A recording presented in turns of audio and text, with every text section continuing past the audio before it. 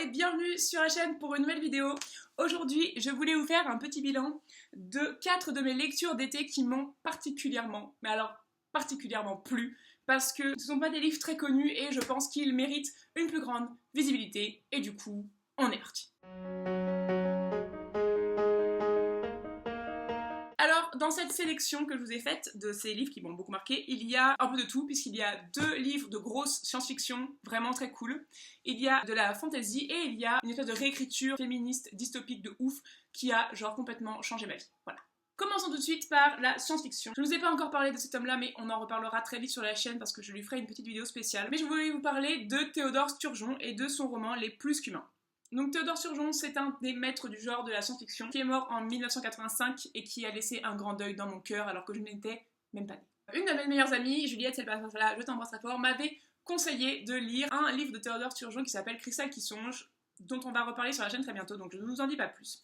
Et elle m'a offert ce livre-là pour mon anniversaire, donc forcément, il avait déjà une place particulière dans mon cœur. Si j'avais adoré Cristal qui songe, j'ai encore plus aimé Les Plus qu'humains parce que je trouve qu'il pousse vraiment tous les thèmes de Théodore Sturgeon encore plus loin, sachant que Théodore Sturgeon est un grand fan des freaks et de tous les personnages subhumains, bizarres, déformés, considérés comme des marginaux par la société. Et en fait, dans Les Plus qu'humains, on va suivre toute une série de personnages qui ne sont donc pas humains, c'est-à-dire qu'ils ont tous des pouvoirs un peu spéciaux. Donc il y a par exemple Jerry qui est télépathe, Bonnie et Binny, 2 jumelles qui peuvent se téléporter d'un endroit à l'autre de façon totalement erratique, à leur volonté. Et il y a Jenny qui peut faire de la télékinésie et ce genre de choses. Et tous ces personnages-là vont être centralisés autour d'un autre personnage qui s'appelle Lydio et qui va coordonner cette petite assemblée. Le récit est un peu décousu parce qu'en fait on va sauter de différentes époques parce que ces enfants-là, ils sont différents, ils sont pas nombreux et ils ont surtout eu la chance de se trouver et de pouvoir essayer de vivre ensemble pour essayer de comprendre ce qu'ils sont, quelle est leur place dans la société et comment ils peuvent justement s'adapter à une société qui n'est pas adaptée à eux et qui en plus ne veut pas d'eux. Moi j'adore les freaks et c'est vraiment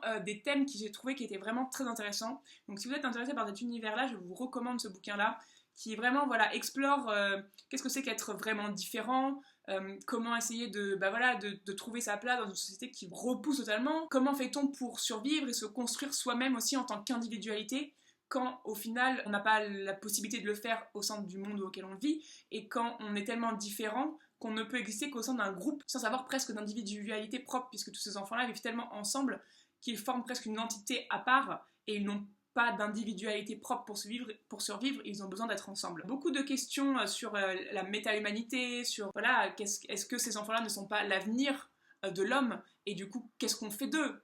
Est-ce qu'on les accepte comme ils sont? Est-ce que c'est une façon aussi pour l'homme de se dire l'homme c'est fini, l'avenir c'est ça. Ça pose plein de questions sur l'humain, ses décisions, sur sa capacité à se projeter aussi qui sont très intéressantes et que j'ai beaucoup aimé. Donc si vous aimez la bonne grosse science-fiction qui se projette, Théodore Sturgeon est votre. En science-fiction assez exceptionnelle, mais alors en science-fiction plus hardcore, en mode planète lointaine, etc. J'ai lu et adoré La 5e tête de Cerbère de Gene Wolfe aux éditions de Nemos, dans cette superbe édition cartonnée que j'avais achetée il y a longtemps et que je n'osais pas lire parce que ce livre me posait un problème, c'est-à-dire que je ne savais pas comment l'aborder parce que je n'arrivais pas à comprendre de quoi ça parlait. En fait, il s'agit d'un récit en plusieurs étapes autour de 2 planètes jumelles, donc Sainte-Croix et Sainte-Anne, qui ont été colonisées respectivement par les Français et par les Anglais. En fait, au début, on comprend pas très bien où l'histoire va, mais au bout d'un moment, on finit par comprendre que sur Sainte-Anne, il y avait une population autochtone qui a été décimée par les Français, un peu comme les Espagnols au Mexique, quoi. Sauf que, au fur et à mesure que le récit avance et que des personnes viennent enquêter depuis Sainte-Croix sur cette fameuse peuplade à moitié mythique, qu'on ne sait pas vraiment si elle a existé ou pas, pour savoir s'ils ont vraiment existé, s'ils ont laissé des traces, s'il y a encore des descendants de ce peuple-là ou s'ils ont été complètement exterminés, et bien on se rend compte que ce peuple, en fait, n'a peut-être pas complètement disparu, et toutes les pistes se brouillent. Est-ce que les personnages sont des colonisateurs? Est-ce qu'ils sont des autochtones? C'est vraiment intéressant parce que ça pose beaucoup de questions sur le droit de la terre. Ça m'a fait beaucoup penser à toutes ces colonisations, l'extermination des Amérindiens. Enfin, il y a vraiment des questions qui se posent et qui ressortent. Et surtout, il y a cette espèce de doute qui plane tout le long du livre et qui est vraiment, vraiment bien mené. Et qui fait qu'au début, on voit pas trop où va l'histoire. Et au fur et à mesure, tout prend du sens. Et le mystère est de plus en plus grand. Et voilà, on se dit à la fin que dans l'univers, on n'est pas grand-chose. Et que tout peut arriver. Et qu'il y a peut-être des questions qui mériteraient de rester sans réponse.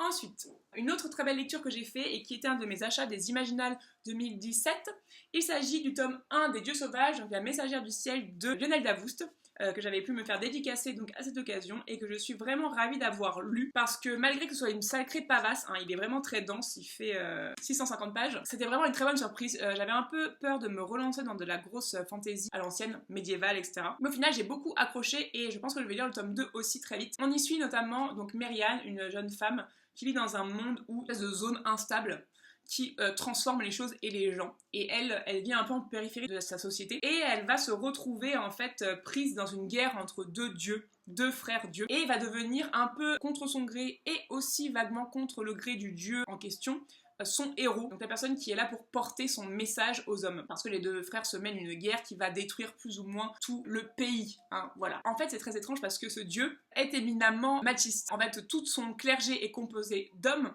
qui pensent que les femmes sont des sous-merdes, qu'elles ne sont bonnes à rien d'autre qu'à se faire engrosser, et qui refuse absolument de croire que Merian puisse être son élue, même si elle le prouve par mille et une façons. Cependant, la jeune fille ne va pas se laisser abattre et va partir c'est une espèce de quête pour sauver le royaume de Rovel et l'empire d'Asretia de la fin du monde. Et étonnamment, il y a une pléthore de personnages, notamment des personnages féminins vraiment intéressants, et j'ai beaucoup accroché à ce bouquin-là, même si j'ai eu du mal à le lire parce qu'il était vraiment très dense. Très belle découverte, Lionel Davoust continue d'explorer son monde, parce qu'il le fait depuis un moment sur plusieurs œuvres, et c'est ma première incursion, et pour le coup ça m'a donné beaucoup envie de lire la suite, parce qu'il mélange très bien fantasy et un peu science-fiction avec des personnages méta, augmentés mécaniquement et tout ça, et c'est vraiment assez intéressant, j'aime le mélange des genres. Et du coup, je m'y suis bien retrouvée dans celui-là. Donc voilà, n'hésitez pas à me dire si vous l'avez lu, si vous avez lu le tome 2, parce que c'était une très belle surprise pour de la fantasy classique. Et je vais terminer sur l'un de mes coups de cœur ultimes de l'été 2018. C'est un livre que j'avais acheté en Italie quand j'étais allée voir Cyrielle à Turin. Et il s'agit de The Pénélopiade de Margaret Atwood, donc l'autrice de La Servante écarlate, entre autres. Après lecture de ce petit bouquin, qui n'est pas très long, j'ai encore plus aimé ce bouquin que La Servante écarlate, que j'avais pourtant adoré à un point assez intéressant. La Pénélopiade, ça vous raconte l'histoire de Pénélope, la femme d'Ulysse, qui en fait du coup raconte sa vie pendant que Ulysse n'est pas là. Parce que, comme elle le dit elle-même, on parle beaucoup d'Ulysse, on parle de ce qu'il a fait, on parle de comment il est rentré, mais personne ne s'intéresse vraiment à ce qui s'est passé en Ithaque pendant son absence. Et du coup, Pénélope, il lui arrive plein de choses. Et elle décide de nous raconter sa vie pendant ces 10 années de guerre et ces 10 années à attendre le retour de son mari. Et notamment à travers le prisme d'un événement particulier, puisque quand Ulysse revient en Ithaque avec son fils Télémaque, il tue donc tous les prétendants de Pénélope, qui attendaient en fait qu'elle choisisse un époux pour pouvoir faire main basse sur la fortune toute relative d'Ulysse. Mais surtout, Ulysse et Télémaque tuent également les 12 servantes de Pénélope. Et elle, ça lui plaît pas du tout, et elle dit que c'était un acte totalement barbare, et elle décide de nous raconter cette histoire avec cet événement en toile de fond. Et le livre est très intéressant parce que donc il alterne en fait des moments où Pénélope raconte sa vie, donc depuis sa naissance jusqu'à ce fameux moment, entrecoupé de passages où elle est aux enfers et où elle rencontre en fait les gens qu'elle a connus, donc elle rencontre Hélène, elle rencontre Ulysse, et ils ont des interactions. Et c'est aussi entrecoupé de petites scénettes jouées par les fameuses 12 servantes, donc que ce soit des chansons, que ce soit des pièces de théâtre. Et ça se termine sur un final absolument grandiose devant un juge, dans un procès qui est absolument merveilleux. Franchement, c'était genre une espèce de hurlement féminisme ultime. J'ai adoré cette lecture et je ne peux que vous la recommander parce que j'ai un peu vécu comme une sorte d'hommage à toutes les femmes oubliées de la grande mythologie grecque, toutes ces femmes ces épouses, ces mères, ces filles qui n'ont en fait été que des faire-valoir pour des héros ou des dieux ou des demi-dieux et qui en fait ont aussi leur propre histoire et qui méritent d'avoir une voix. Et c'est ce qu'a fait Margaret Atwood en donnant une voix à Pénélope et en lui permettant de contester l'histoire racontée par Ulysse en amenant sa propre version. Même si du coup à la fin c'est toujours à nous de décider quelle version on souhaite croire. Voilà, c'est tout pour ce petit bilan lecture de l'été. J'espère qu'il vous a donné de jolies idées de lecture. En tout cas, moi, grâce à ces bouquins-là, j'ai passé vraiment un super été. Il y en a eu d'autres, évidemment. Je vous conseille de me suivre sur Instagram, notamment parce que je poste de temps en temps des photos des bouquins que je lis, notamment ceux que je lis l'été. Et il y avait de très belles choses, mais voilà. Ceux-là m'ont vraiment marqué, je les ai vraiment aimés de tout mon cœur. Donc n'hésitez pas à me dire si vous les avez lus, s'ils vous ont intéressé. Je serais vraiment ravie qu'ils vous aient donné envie. J'espère que vous allez faire de très belles lectures en attendant la prochaine vidéo. Je vous embrasse très fort et je vous dis à très vite. Ciao!